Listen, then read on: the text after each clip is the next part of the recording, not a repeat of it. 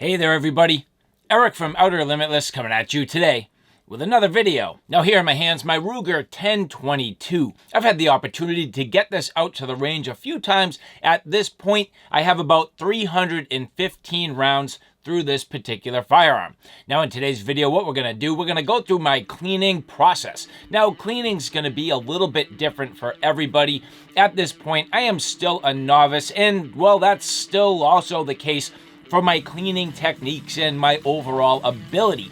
But I feel as though many people may be a little bit confused as to where to start, and especially if you're a novice. So for me, it's really one of those things, you just kind of dive in and get into it and figure it out. So again, in today's video, I get this disassembled, go through the cleaning process using all of my supplies and kind of talking you through my mentality. So with that said, I have a whole bunch to do and a whole bunch to share with you. And if you're interested in seeing a little bit more about what I'm about to get into, do me a favor, stay tuned.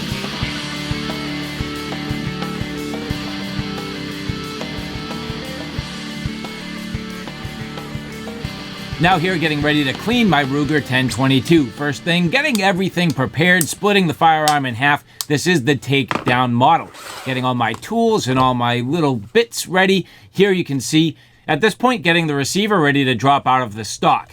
Centering my safety, removing the bolt, and sliding out the receiver here, able to now set the stock aside.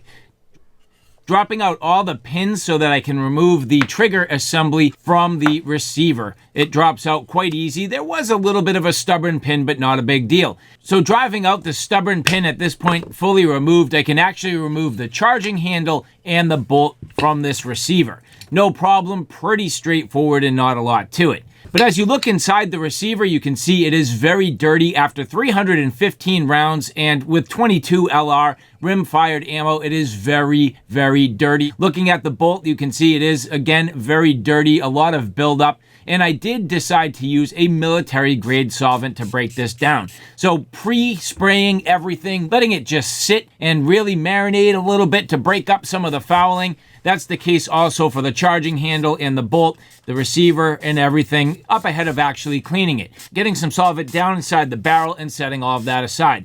Now here, taking a quick look at my trigger group, you can see I will have to address this at a later time. But cleaning my bolt here, now that it's been sitting for a little bit with some of that solvent and really starting to break apart some of the fouling, and I am very careful with the bristle brush not to ruin my finish on the side of this bolt. It is a nice polished finish, so really only using the bristles on the more sort of rough sides and being very careful on the polished faces. Using a little bit of a rag to help me out, and then the different sides of the brush to kind of clean things up. Now this particular brush is more of a stainless. It is a wire brush, so it's a little more aggressive, but every now and then you do need to change out to the bristle brush. I do find that the combination of the steel brush and the bristle brush does a nice job. The bristle brush is actually able to get a little bit deeper into some of the grooves because it is a little bit more flexible. Same thing with getting into the actual receiver. Because this particular receiver does have a Cerakote finish, I wanted to be very careful. So I did not use the wire brush, only the nylon brush here to clean up some of the foulings.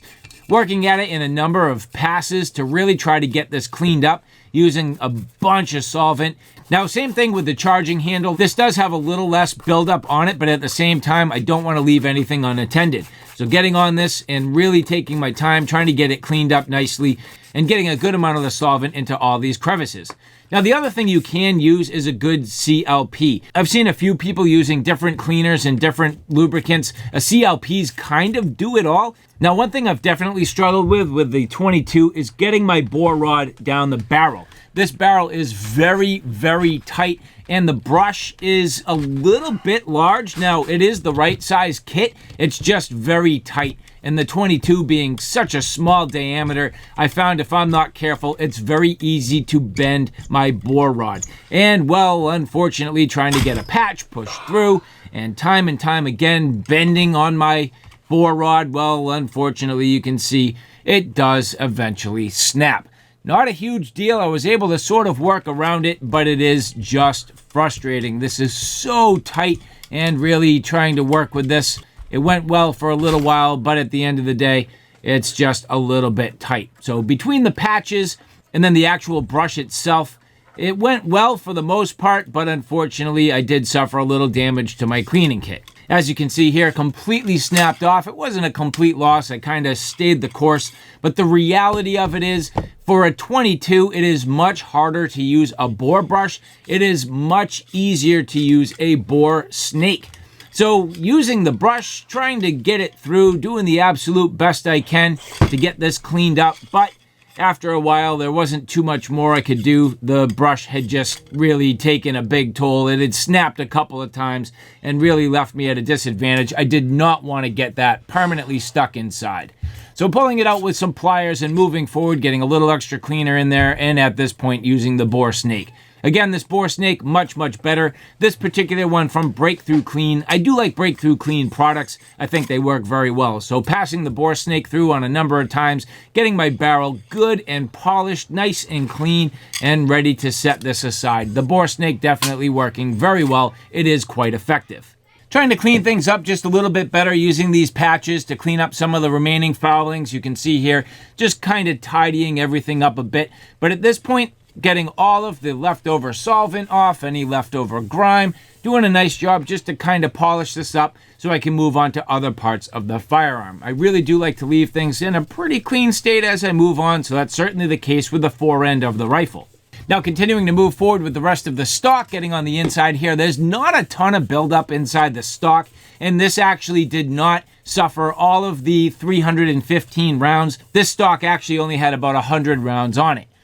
But the inside of the receiver, very dirty. I've already done my best to get everything loosened up with the bristle brush, but at this point, taking my time, going through it with a bunch of patches, trying to clean this up as nice as I can, and it actually does do a pretty good job. If you're patient and just take your time, pay attention to some of the little details, you can definitely get this back to very clean. It's not going to be perfect, but it's going to be pretty darn good. And in fact, if you use a cotton swab, you can really get to fine detail. That is one thing that I've learned, is using the cotton swab is actually critical to getting into those tight spaces. And even after you think you've done a great job, you can see how much grime you've left behind.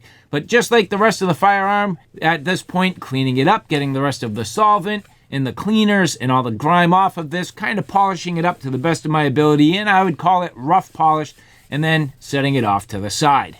Continuing to move on, getting my charging handle nice and cleaned up, and also working through the bolt. Even though I did a nice job cleaning everything up with the bristle brush, you can see just continuing to work through this, using the patches, getting all the fouling off, and continuing to clean and polish. There are a lot of little nooks and crannies to pay attention to, so having a little extra attention to detail is going to go a long way. And like everything else, getting on it with the cotton swabs definitely reveals, even doing the best you can, it's not perfect. Now, I do like to use some CLP on everything to get a nice little protective coating. You can see here, adding the CLP, I am putting it on heavy, but then I'm pretty much wiping off, I would say, almost all of it, just leaving a nice, fine, little coating just to keep everything protected. And well, here you can see my bolt looking fantastic at this point.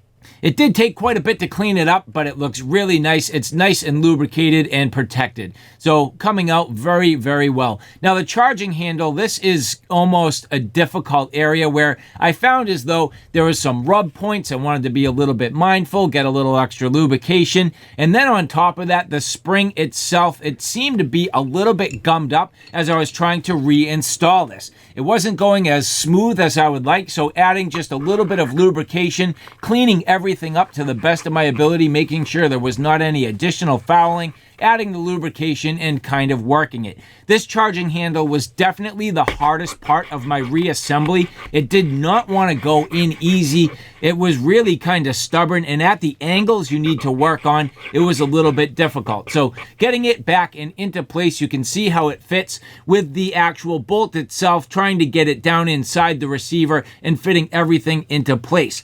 It's a little bit tricky. There is a little bit of a learning curve to getting this done, and as you can see, trying to push the charging handle down, it is not the easiest. So what I found is I needed to get it close, kind of push it down and into place to get it close to where I could slide the bolt over the top and into the receiver the way it needs to fit. But it did really require me to use something like a flathead screwdriver to help me push it nice and square underneath the bolt and ultimately into the backside of the receiver where it's seated properly. It took me a little while, and as I mentioned, this was definitely the hardest part of the rebuild. Now, adding a little bit of lubrication I did find helped. Now, the key for me is not leaving too much lubrication because the 22 LR rim-fired ammo is very dirty. I did not want to leave too much in the way of something that could allow all the powder and fouling to stick. But putting a little coat of lubrication and then literally wiping it all off. It's just enough to leave a little bit of a coating and to help everything move and slide a little bit easier. But here you can see me definitely struggling to get the charging handle in here. I played with it for a while. It really was a fuss, and I think this is something that if you haven't done it much is definitely a place where you're going to struggle. So just be patient, take your time, and eventually you will get it. But as I mentioned, I found what I really needed to do is get everything close and into place, and then really just leverage a flathead screwdriver to help me push the charging handle down inside and underneath that bolt. Now, ultimately, at this point, I do have my receiver assembly back and assembled. Now, you'll notice that earlier on, I did put some CLP down and inside my trigger group. Now, this could be completely disassembled. I'm not yet comfortable with this, so I did want to clean it up and leave a little bit of lubrication in here. Now, it does look at this point as though I have a way overabundance of cleaner. Fret not, I take my time. I go through this at detail and really wipe the bulk of it back off. Again, another place where you could end up with gunpowder and fouling that would build up and cake up inside your trigger group if you're not careful. I definitely wanted to be careful, so I took my time and pretty much took all of that back out. But I did use Q-tips, I did use some patches, and I did my absolute best to clean this up. It took a while, but it was worth it, and at this point, my trigger group back in perfect condition and ready to assemble back into the firearm. So here you can see wiping off the last little bits of residue of the CLP, getting this cleaned up and back into place, nice and clean, looking absolutely wonderful, ready to go back into the firearm.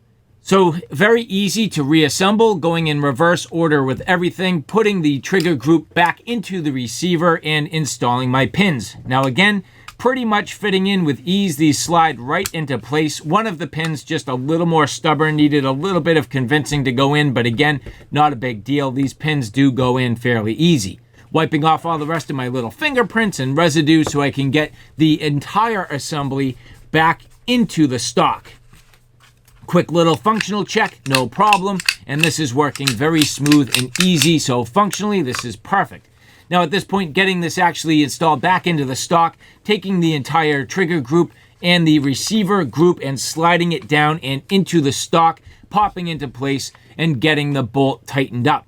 Now once you get that bolt tightened up, you definitely want to pay attention to torque. So using my torque wrench, setting it, and I really at this point am going with 15 inch-pounds. I did not want to over torque, and then getting everything back and assembled. Generally speaking, it went very well. You can see here, this was a fantastic cleaning operation, getting all the extra fingerprints and all the extra fouling off, and at this point, I'm in very good shape.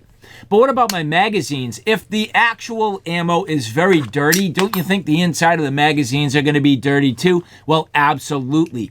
This is a process that I know I am definitely going to need to practice quite a bit. You can see at this point, getting my solvent, taking my time and getting everything cleaned up with the bristle brush. But the hard thing is not so much the cleaning process. You can see here the cleaning process pretty straightforward. Everything from using the different bristle brushes to clean everything up, get it nice and clean. And you'll notice I did tend to use the nylon brush where everything here is plastics. For the most part, I did try to be careful. But the hardest part, again, once I had everything cleaned up, is getting it all reassembled. The hard thing is you do have to have your internal rotor actually torqued to pretty much the right specification in order to get the rotor to spin inside the magazine.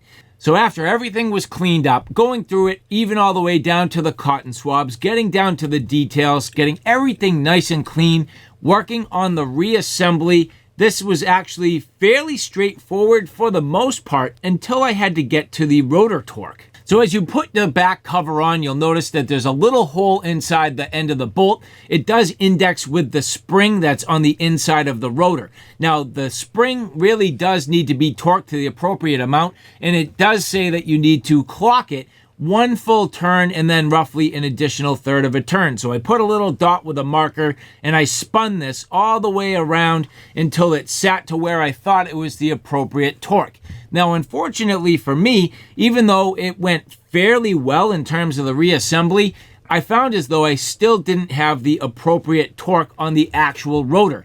You can see here after 1 1/3 turns, tightening everything down, getting it all sort of locked back into place, but then testing it just by pushing on the inside, using the back end here of a cotton swab, you can see that the rotor tension is completely different on the one that I reassembled from the one I hadn't taken apart yet, which means I did not have the appropriate torque. It was far too loose.